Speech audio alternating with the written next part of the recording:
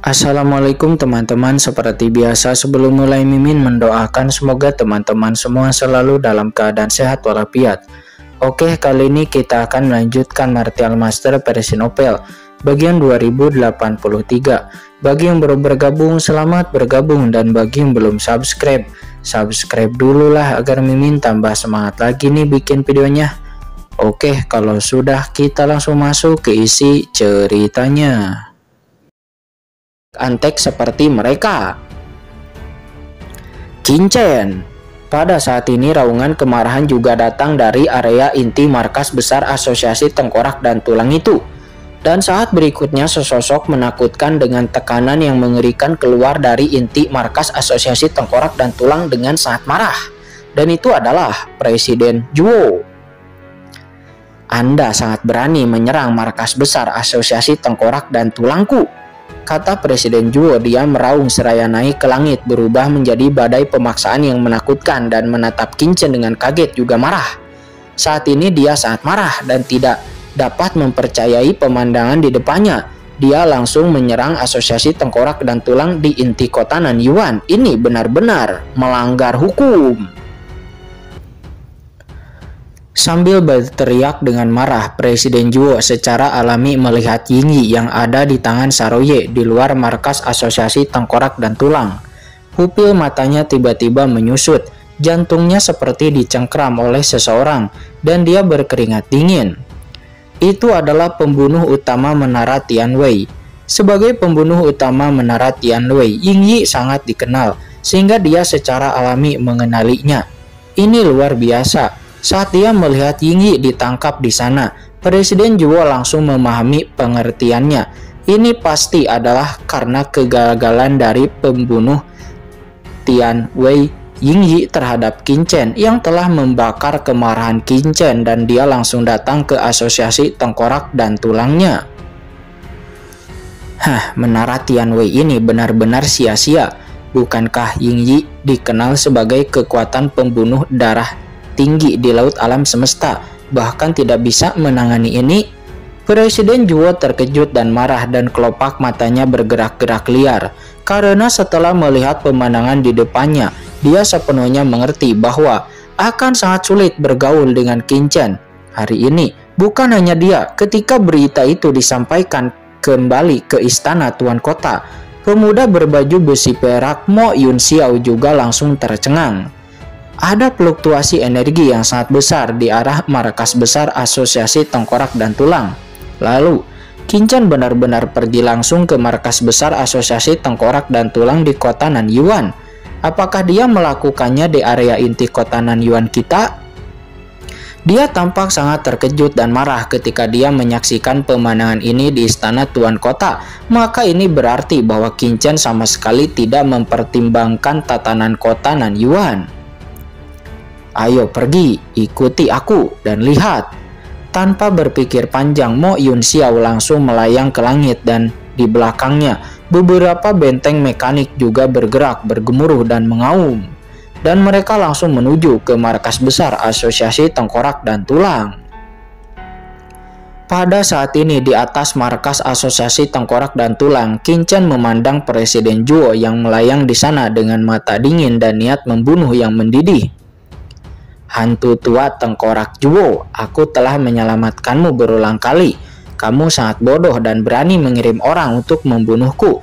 Kamu sangat jahat dan melanggar hukum.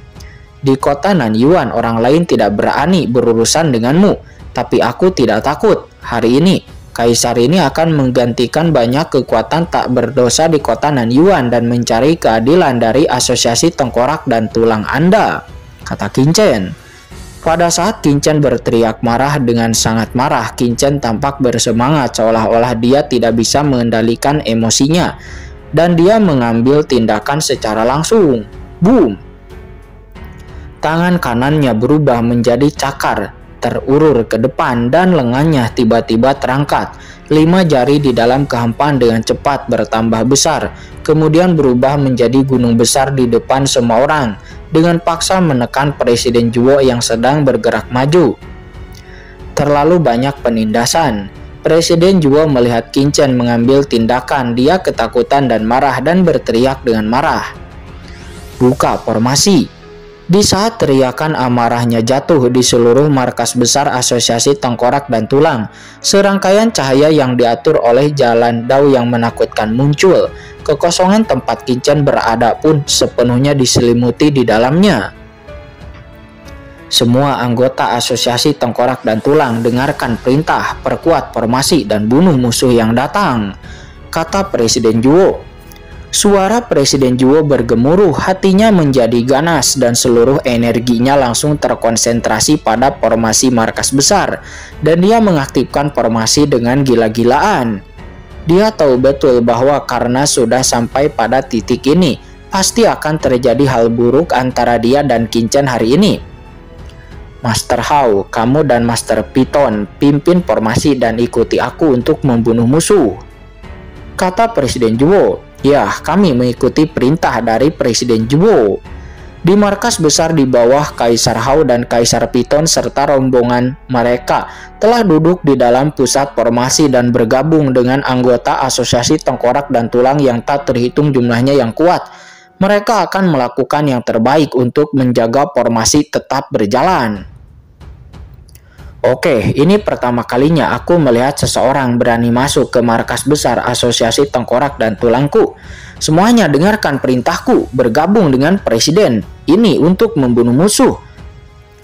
Ini mungkin tidak dapat memulihkan reputasi Asosiasi Tengkorak dan Tulangku.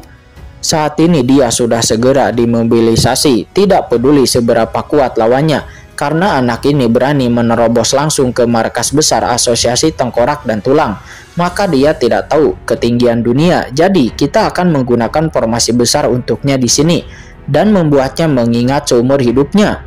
Sebagai kekuatan gelap dari Asosiasi Tengkorak dan Tulang, saya secara alami sangat mementingkan markasnya. Formasi pelindung di markas besar Asosiasi Tengkorak dan Tulang ini dibangun dengan banyak uang. Kekuatan dari begitu banyak orang kuat yang hadir itu cukup untuk menjebak dan membunuh seorang Kaisar Agung Puncak tahap tengah dan membunuhnya dalam sekejap. Segera serangkaian cahaya yang tak terhitung jumlahnya berubah menjadi awan iblis gelap yang menakutkan lalu menyapu bergegas menuju Kincen. Kamu masih berani melawan? Oh, tidak apa-apa, kamu hanya perlu menggerakkan tubuhku. Kincen mencibir di sudut mulutnya dan merentangkan jarinya. Di setiap jarinya itu ada kekuatan terang dari jalan yang naik ke langit. Dalam sekejap, dia telah mendarat di depannya di atas formasi awan ajaib yang tak ada habisnya. Dan boom, boom. Ledakan terdengar satu demi satu.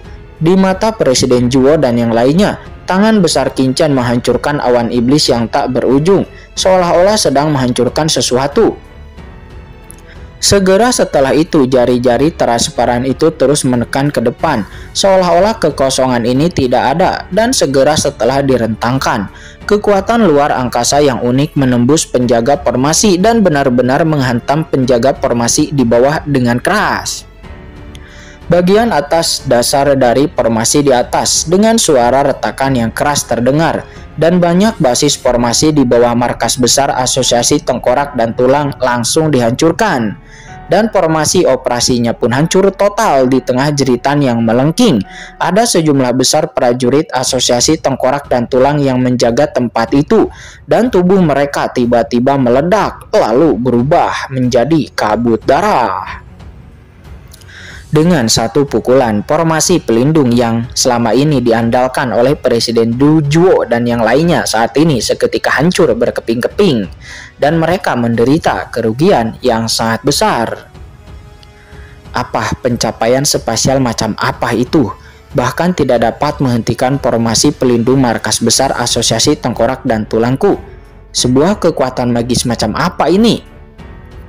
Orang kuat yang tak terhitung jumlahnya di markas besar Asosiasi Tengkorak dan Tulang melihat formasi tersebut hancur.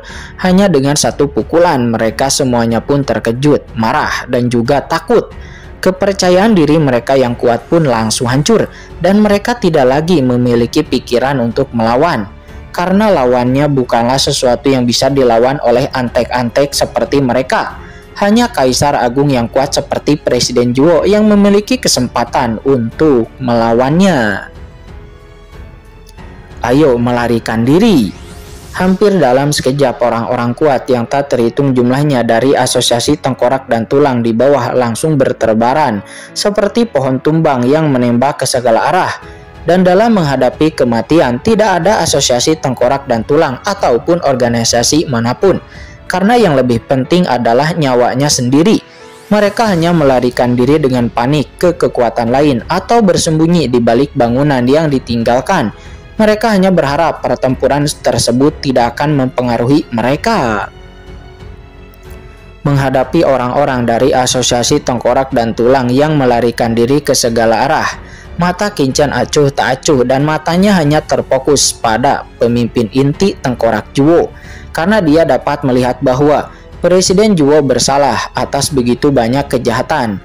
Dia pastilah seorang pria dengan tangan berdarah, dan dialah pelaku sebenarnya. Oleh karena itu yang paling penting adalah sebagian besar tabungan asosiasi tengkorak dan tulang selama bertahun-tahun, yang mana itu ada pada satu orang ini, yaitu Presiden Juwo.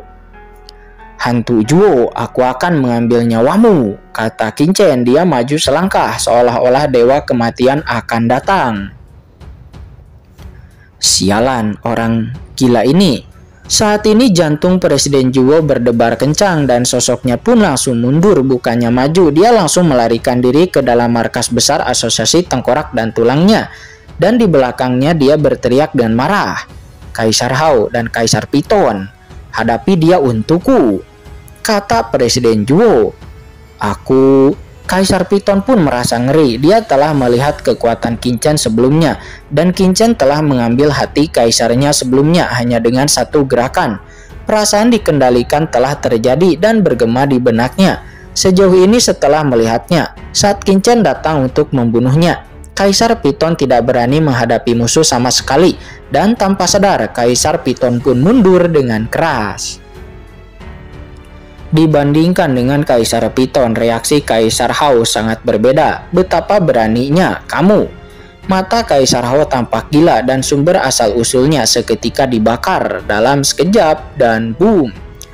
Seketika tubuhnya berubah menjadi tanaman merambat besar yang berakar di kegelapan, dan tanaman merambat itu panjangnya ratusan juta mil, berubah menjadi tanaman merambat gelap yang tak terhitung jumlahnya, dan selama lonjakan itu memukul dan melilit ke arah Kincen. Sekilas Kincen dapat melihat dengan jelas bahwa ada duri tajam di mana-mana pada rotan ini yang disertai dengan racun biasa yang mematikan yang sangat ganas sekali. Jika tersengat duri beracun tersebut, mau tidak mau racunnya akan menembus tubuh dan menyerang jiwa dan raganya sehingga mustahil untuk dicegah. Kehidupan tumbuhan menjadi seorang kaisar hukum beracun, dan kehidupan Kincen melihat inti dari setiap tanaman merambat dengan jelas dalam sekejap, dan Kincen mencibir di sudut mulutnya. Beraninya semut Kaisar Agung tahap awal yang kecil, beraninya menghentikanku, cari mati." Dengan suara acuh tak acuh, Kincen dengan santai mengulurkan tangan kanannya ke arah Kaisar Hao. Tumbuhan itu adalah hidup. Hati kaisarku tersebar di seluruh tanaman-tanaman merambat. Apakah kamu pikir kamu bisa menangkapnya?"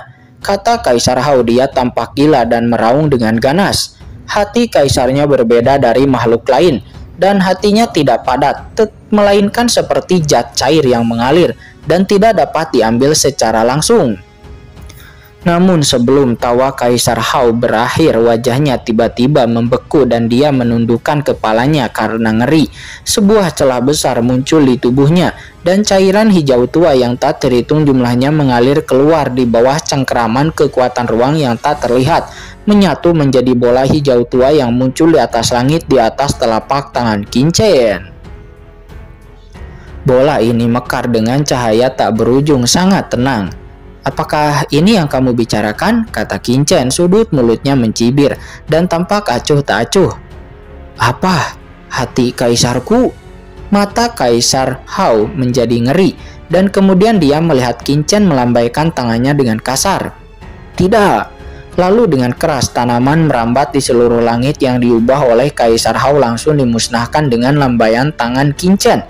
Itu langsung menghilang ke dalam ketiadaan dan menghilang bersama dengan jiwanya. Dan ketika Kaisar Piton yang mundur melihat ini, jantungnya seketika berdebar kencang dan dia berubah menjadi wujud aslinya, lalu melarikan diri dengan lebih ngeri. Wujud Kaisar Agung Kaisar Hao dalam satu pukulan ini langsung dikalahkan. Qin-Chen ini terlalu menakutkan. Presiden, bisakah Anda menghentikannya? Lari dengan cepat. Kaisar Piton meraung dan dia melarikan diri seperti orang gila. Hahaha, kamu ingin melarikan diri di depan Kaisar ini? Kata Qin-Chen. Dia mencibir dan dengan santai menjelajah dengan tangan kanannya dan boom. Kaisar Piton merasakan hawa dingin di dadanya. Dia menundukkan kepalanya karena ketakutan dan lalu melihat sebuah lubang yang tidak jelas muncul kembali di dadanya. Hati kaisarku terkoyak lagi, kata Kaisar Piton. Wajahnya menjadi pucat, matanya benar-benar putus asa, dan kemudian tubuhnya langsung dicekik oleh kekuatan yang menakutkan dan terbang melebur berubah menjadi abu. Dalam sekejap, dua ahli teratas tertinggi tingkat Kaisar Agung dari Asosiasi Tengkorak dan Tulang, yaitu Kaisar Hao dan Kaisar Piton, meninggoy. Adegan ini benar-benar mengejutkan semua orang yang ada di kota Nanyuan yang sedang mengamati di mana-mana, dan itu terlalu menakutkan.